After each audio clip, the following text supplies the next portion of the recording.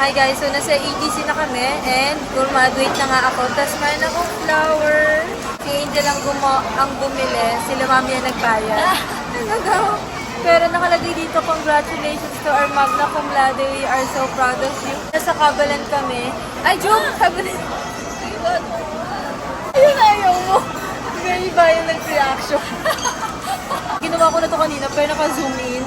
Pero yung kakain na kami. And dala-dala ko pala guys. Di ko pa napapakita sa inyo. Ay!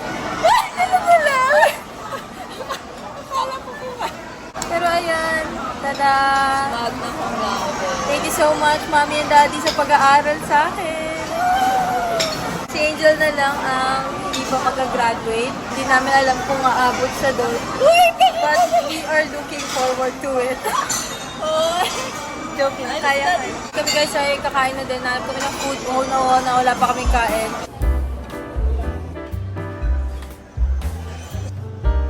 Thank you.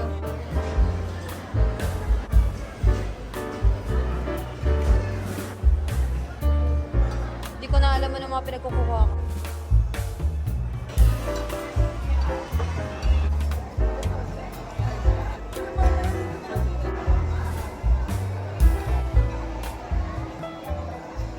Let me see your letter. Wow. Ooh. This is your flower then. Wow. Oh, smile. Wow. What will you say? You finished your school na. Show us what chill daw muna. Show us. Chill muna with G. Chill.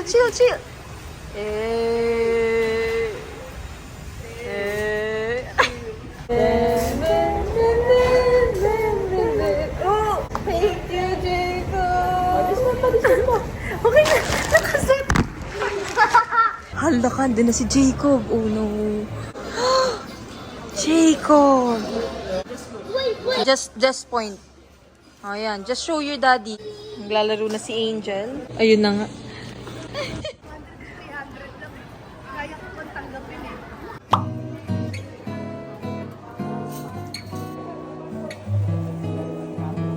So, sa Starbucks na kami. Nag-order ako ng iced white. And ang daming tao sa Starbucks. Pero, Joe. Mami. Nakauwi na kami. Parang ang gulo ng start ng vlog. Natutulog na kasi sila. Nandito natutulog sila mami at daddy sa room namin kasi inaayos yung kubo nila dito sa bahay. So, nandito muna sila sa room. And natutulog na sila. And baka kami ay pupunta ng Tagaytay bukas. Kami ay magsisimba. So, parang gagawin kong weekend vlog na rin tong graduation vlog. Gusto ko kayong isama sa pag-organize nung yung bouquet na binigay sa akin nila mami, daddy, and Angel. Nilalagay ko siya dito. Meron ako lagayan dito. And etong nandito ngayon, ito ay bigay sa akin ni Lance. Binigyan din ako ng bouquet ni Lance. Binigay niya pala ito nung baccalaureate mass and graduation practice namin. So, thank you so much, Lance. Guys, nahihilig ko ngayon sa flowers. Ayan, I'm so happy. Tatanggalin na natin. Aww, I don't want. I'm so sad. Sabi ko kay Angel kanina, sabi ko, ayoko siyang sirain kasi sobrang cute niya para masira. I mean, mawala itong presentation niya. Pero, para mabuhay sila ng kahit papano ng ilang araw, kailangan natin siya tanggalin. And i-keep ko yung letter. Nagulat talaga ako guys na may dala silang ganito. And nagulat talaga ako na may dala silang bouquet kasi hindi talaga mahilig magbigay ng bouquet. I appreciate it so much. Thank you so much, Mom, Dad, and G. I-keep ko to. So, need na natin siya kalasin. Ayoko. May kikwento ako, hindi sa part na to. So, abangan nyo guys. Basta may nangyaring something dun sa graduation. Pero nakakatawa siyang slight na story and may naging memorable kahit pa paano. Alam niyo ba, sobrang happy ko na color pink siya kasi nahihilig ako ngayon ulit sa Barbie. Nag-picture din pala kami kanina na itong mga to. So, i-insert ko na lang para makita niyo yung shots. Tantan! Diyan na siya! So pretty! Look at that! Look at! Alam niyo ba guys, dati hindi ako mahilig sa bulaklak. Kasi naiisip ko na bubulok siya, tas parang hindi siya tumatagal. Pero habang tumatanda ako, parang gusto ko na ng flowers kasi tinatouch niya yung feminine side ko. Pag nakakakita ko ng bulaklak, titignan ko yung mga itsura nila. Kahit hindi yung mga bouquet, kahit pumili ka lang ng bulaklak sa kalsada, ma-appreciate ko talaga. Kasi, I don't know, parang natatouch na talaga yung pagiging girly side ko. So, I appreciate bouquets. And gusto ko nang laging bilhan ng bulaklak yung sarili ko. Like, i-spoil yung sarili ko sa bulaklak. It's so nice. Sobrang ganda nila. Tinan mo, ang pretty-pretty niya. Ilalagay ko lang to sa aking table. Ayan lang naman. Inorganize lang natin. Inayos lang natin. So, yes. Ayan na siya. May bigay pa sila dito. Hindi ko muna itapon lahat.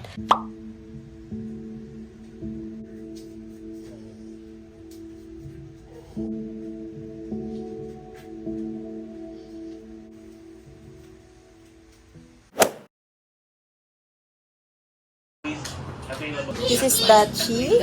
Inalagaan namin to dati guys, nung maliit pa siya. Tapos, nawala siya kasi umalis siya ng bahay. Tapos, nakita ko siya ulit sa daan. Tapos, inuwi ko siya kay Ate Jo, yung sister-in-law ko. Tapos, ayan, laki-laki niya na. Tapos, may other cats pa kami. Si Mommy Cat, si Maki, si Kali. Tapos, may mga babies si Mommy Cat.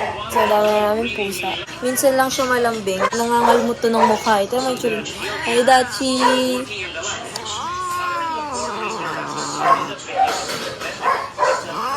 Nagkaka-pimples ako, kakadikit sa mukha niya. Dito kami ngayon sa MOA. And sabi ko sa recent na field ko dito. So anyway, dito na kami sa MOA. Hindi naman backtrack sila mo.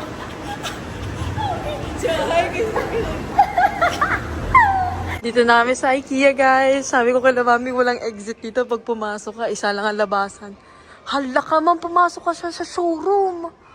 Paktay ka ma'am, hanggang bukas tayo dito ma'am. Exit na tayo ma'am. Ayun, access to SM Mall of Asia. Yung suot ko today is not giving. Tingnan mo yung suot ni Angel. Ako akala ko talaga wala ng tao sa MOA. Gulat na gulat kami, sobrang daming tao nga. Hindi namin alam kung anong meron. May bago akong bag. Kakadating lang na itong package today. Pero hindi ako nakaporma and ang dumi ng sleepers ko. Tingnan mo sila mami daddy, ang clean nila. Si Angel. I know, but me? Just going for a walk. As unemployed. Ito na date ko by the way. Nag-mental breakdown na ako each day. Hi guys! So, nasa Starbucks kami. Diyan si Angel. Ay! Nasa din sila mami at daddy. Kausap na nila yung minute namin. And nag-order lang ako ng iced white. Hindi ko alam kung ano nangyayari sa vlog na to. Ito nga yung bag ko pala. Gusto ko ipakita sa inyo. Ang cute niya kasi. Yan siya, parang cloud bag siya. Nung pumunta kami ng Singapore, ito yung nakita ko mga bag nila. Hindi ko pa na-edit yung mga Singapore vlogs. Mauuna tong vlog na to. Nung pinapili ako sa Shein ng bagong items, pinili ko siya. And medyo nagsisi ako na white yung kinuha ko. That pala black. Pero may dedicated haul ito guys. So dala ko yung iPad. Baka mag-edit ako mamaya kasi for sure matagal sila magkikwentuhan. Itong vlog na to, graduation vlog siya. Pero sinama ko lang din yung time kasi ngayon lang ako nakasama kay Mami. Sobrang dami kong ginawang deadlines for the past few days. So kahit late na kami umalis ngayon ng bahay, sumama ako sa kanila. Kasi aalis na bukas sila Mami September 12. Sumama ako tapos sa MOA kami pumunta. Pero as of today ay ang aking Grabe picture. Girl, wag naman sa bukirat. Wag sa bukirat, please. Ito na nga yung day 2 ko of being unemployed. Hindi naman ako kinakabahan. I officially made it to day 2, you guys. Daladala ko na lagi yung wallet ko. Nakakahiya na kila Mami. Ito na sila. Si Angel wala siyang daladalawang wallet pagkasama sila Mami. Kami ay mag-chill, mag-edit ako. Yun muna gagawin ko.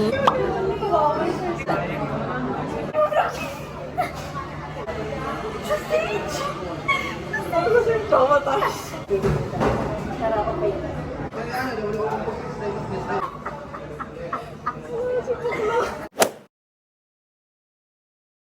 Hi guys! So ito na yung day 3 or day 4 ng being unemployed. So ibig sabihin yan parang hindi pa ako nag-start ng work as a fresh graduate or kakatapos ko lang mag-graduate. Mag-get ready tayo kasi may mga kailangan akong gawin and parang portion to of figuring out what I should do after college. Wala pa akong concrete plans. Ito lang yung mga naiisip ko right now pero may mga iba na akong ginagawa. Magkikwento din ako nung sinasabi ko last time na nangyari nung graduation. So bago tayo mag-start, maghanash, ako ay mag-aayos muna ng mukha dahil walang kung anik-anik yung mukha ko and pinap ko yung pimple ko. Oh my gosh guys, hindi actually siya nagpop, tiniris ko lang siya, walang nagpop, pulang-pula siya. Nung araw ng graduation, hindi ako nakapag-film ng maayos kasi guys, nangangarag talaga ako as in. Ang aga namin dumating, tas akala ko, dala-dala ko na lahat, hindi pala lahat dala-dala ko. Nakalimutan ko ang aking cup. Yung cup na sinusuot pagka-graduate ka, bumalik pa si Angel para kunin yung aking cup. So, thank you so much Angel. So, ayun, kinuha niya yung cup and nung nag-marcha kami papasok ng ULS, hindi ko siya suot-suot, tas tinanong ako nung parang babaeng nag-guide doon. Sabi niya, nasaan yung cup mo? Tapos sabi ko, nasa kotse lang po. Pero nasa kotse na talaga si Angel, nung papunta na siya, hindi siya nakaabot. So, nung nag-marcha kami, papasok talaga, like, mismong start. Wala akong suot-suot, pero nung nakastay na kami and nung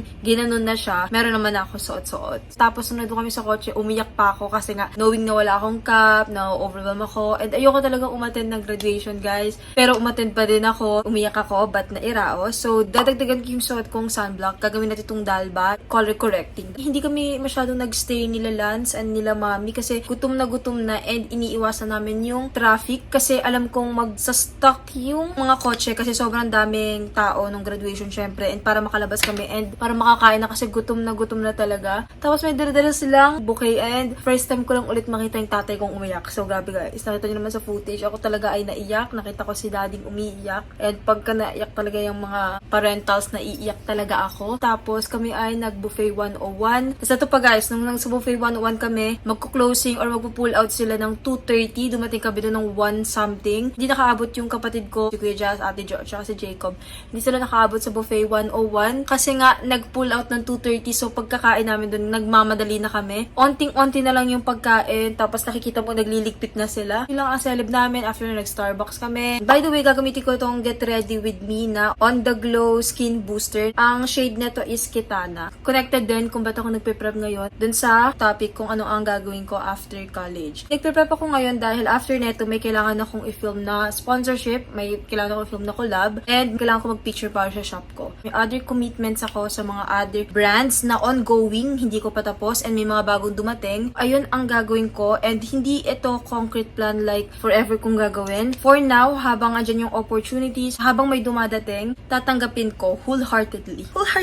Nung medyo nakafocus ako sa paggagawa ng content, pag-film ng mga ganyan, nag-enjoy ako sa kanya. Like, naramdaman ko ulit yung spark and hindi siya naka-affect sa mental health ko. So, medyo school guys, dahil ng mental health ko. Iniisip ko pa yung kung magkakaroon ako ng work, tas may mga deadlines ako, paano ko i-handle yung mga ongoing commitments ko, diba? So, gusto ko siya munang tapusin. Tapos, after kong magawa yung mga yon, magko-focus ako ng sobra sa paghahanap ng mga bagay-bagay. Pero, currently, ang ginagawa ko is, ina-update ko ang aking resume. Akala ko cum laude ang makukuha ko. So, mali yung pagka-analyze ko ng grading system. Yung pala, parang i-add ata nila lahat. So, nung nag-baccalaureate practice kami, wait lang, tayo guys ay magko-concealer na muna. Focalure na 01. May brush siya sa kabila pero hindi ko ginagamit. Nung nag-baccalaureate practice, nagulat ako na tinawag akong magna cum laude. Tapos, sinabi ko na talaga kila Mami, nung pumunta kami ng Bohol, sinabi ko na sa kanila na, Mami, ako, cum laude ako. Tapos, sobrang saya nila guys. Sayang hindi ko na film pero sumigaw sila na sa kotse kami. Tatakpan ko yung red marks ko sa face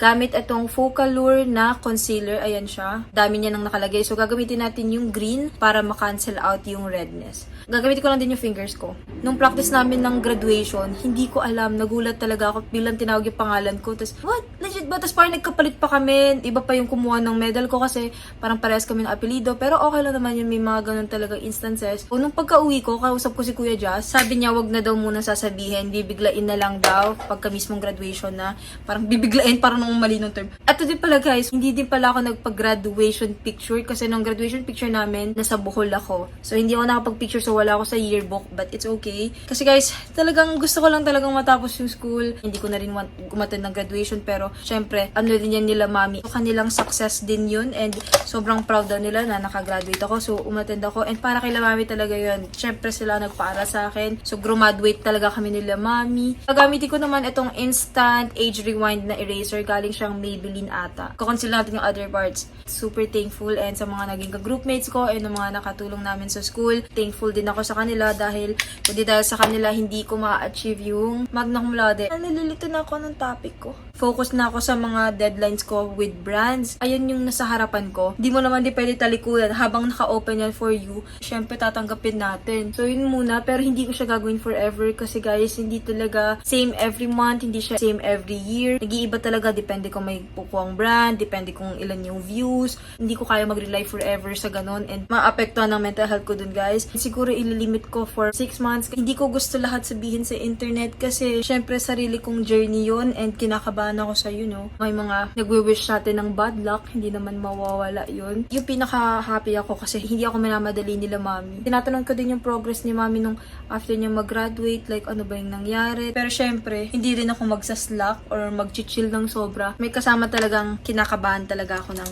sobra-sobra. Pero hindi mawawala ang kaba. And alam nyo, as long as hindi mo i-compare yung iyong journey sa ibang tao, hindi mo need magmadali. Kasi iba't iba naman, yung iba nga sa mga panahon na to, kasal na sila. May iba't iba ang ating pacing sa buhay. Isa talaga sa pinaka-fear ko is hindi maging successful. Natatakot talaga ako mag-fail and hindi mag-success in life. Pero syempre, kontrolado natin yan. So, ako ang gagawa ng future ko. So, nakadepende sa akin lang. Hindi ako pwedeng matakot lang lagi. Kasi hindi ka gagalaw away sa kinakatakutan mong mag-fail sa life. Ito pa naman ang third day ko. Ako ay kakalma lang muna. Hindi naman ako nakakaramdam ng pressure kila mami. Mga bagay na kailangan ko, alam na nila mami yan, hindi ko na ina-ask. Dahil sa inyo yun guys, tinulungan nyo akong magkaroon ng savings ngayon. Savings! Nagbibiro-biroan lang kami. Pinost pa nga ako ni Angel, diba, na parang unemployed. Hindi ako talaga kinakabahan. But, feeling ko, habang tumatagal, medyo natatakot na talaga ako sa future. Syempre, sino ba namang hindi natatakot sa future? Ginamit kong contour is yung Focal Lure again. Ito is coffee yung kanyang shade. Sobrang thankful talaga sa mga brands and sa mga nanonood sa inyo guys. Dahil sa inyo, okay ako ngayon. Kahit hindi ako talaga employed, meron akong ipon. So, hindi ako natatakot na kunyari may emergency, meron akong naipon. Hindi naman talaga ako magastos na tao. And alam ko talagang mag-reimburse or parang yung ROI ng bagay. So, kunyari, may binili akong ganyan, dapat may bibigay siya sa pabalik or may nakukuha ko dun sa bagay na binili ko. Like, if i-film ko yan. Tayo guys na mag-spray na itong Dalba First Spray Serum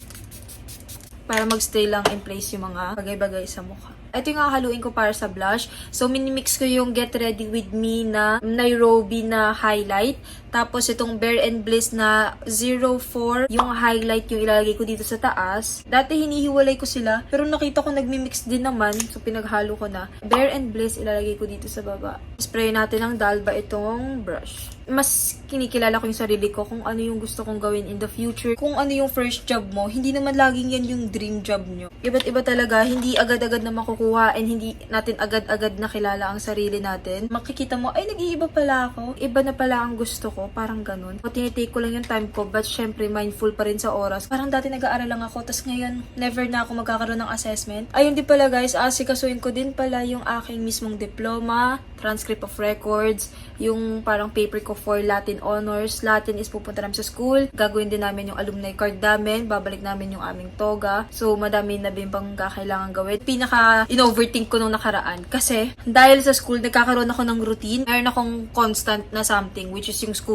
So, yung plano ko ngayon, medyo empty yung kanyang mga blocks kasi walang parang need gawin araw-araw for school. And hindi naman ako need din araw-araw nag-film. Minsan may araw na nag-edit lang, ganyan. Wala yung constant or yung routine ko na sa gabi, assessments muna bago edit. Next guys, maglo-loose powder tayo. Gagamitin ko itong Shiglam Insta Ready. Kung nakita nyo sa recent vlogs, ito ang gamit ko. Lalagay ko siya sa under eye para mawala ang oiliness. Feeling ko din, nag-spiral ako sa mga sinasabi ko. Pumili din pala ako guys ng panibago kong tripod and yung parang mirror sa likod ng phone. Kasi mag-work na si Lance and wala na akong photo. Hindi na kami same ng schedule. Like, pwede kami lumabas para mag-picture. May sarili na din siyang ginagawa para sa kanyang future. Need ko na maging alone, mag-picture. And syempre para hindi tayo makasagabal, ako na ang magpo-photog sa aking sarili. Next naman is maglalagay tayo ng guide sa aking eyes. Mag-eyeliner na tayo. Gagamitin ko itong Maybelline Tattoo Brow Gel. Gagawin ko siya bago ako mismong mag-eyeliner dahil dahil need ko ng guide. Minsan nakakalito pag diretso ganyan. And isa din to guys sa nagpapastay ng eyeliner. Ang dami naghahanap kay Gucci, guys. Gucci's okay. Andito lang siya. Ano siya kasi natutulog and hindi ko siya ginigising. Nung recent upload ko, nandun din naman si Gucci. Magkakaroon ng dedicated vlog for Gucci. I-date natin siya ulit. Pero lumalabas na kami niyan. Meron lang siyang konting medication ngayon dahil nag-hit again ang kanyang mga allergies kasi umuulan. Grabe yung kanyang pagkakate sa kanyang neck. Kung owner din kayo ng American Bullies, medyo struggle talaga ang pag-maintain ng kanilang coats. Isa sa mga minamaster namin ngayon ni Lance ang coat ni Gucci. So, mag-eyeliner na muna ako. Nakita ko lang to sa sa Watsons. Basta itong Intuit Ultra Black Waterproof Eyeliner Pen. Ako guys ay magfo-focus na muna sa eyeliner. Oh no, nasira na siya. Mag-spray ulit ako na itong Dalba. Hindi ko masyadong trip yung paggagawa ko ng liner. Sobrang thankful din ako syempre kila mami. Kasi kung di dahil sa kanila, hindi ako magtatapos sa school and never ako nakatanggap ng pressure talaga sa kanila since dati na sobrang OA ko mag-aral kahit na nasa vacation kami, nag-aaral pa rin ako. Hindi ako nakatanggap ng pressure na dapat ganyan yung grade, dapat ganyan yung grade and feeling ko naka-help din yun para hindi ako mag-panic sa aking grade and kung may award or hindi, okay lang din, ganyan. Sobrang thankful ako, sila ang naghahatid sundo sa amin, lalo na si daddy, pagkahatid kay mami, susunduin kami. Yung tipong after namin mag-training, kasi naging student athlete ako before. After namin mag-training, mga 9 o'clock na sa school pa rin kami ni Angel, wala pa rin si daddy kasi susunduin niya pa si mami sa Kalamba. Maiisip mo talaga yung sacrifices nila and mararamdaman ko ngayon na parang ngayon pa lang magsa-start yung life. Walang rubrics na need sundin. Kasi di ba sa school may rubrics ka, kailangan ganyan yung pag-explain, kailangan ganyan yung kailangan mong i-achieve para maging ganito yung score mo. Ngayon dito wala. Wala kang rubrics. Wala ka ding template na pwedeng maging guide. Kasi iba't iba talaga. Hindi mo na pwedeng sabihin na, uy, paano mo ginawa tong part na to? Kasi hindi tayo same-same na mga parang diskarte sa buhay. Pero syempre nakaka-excite siya.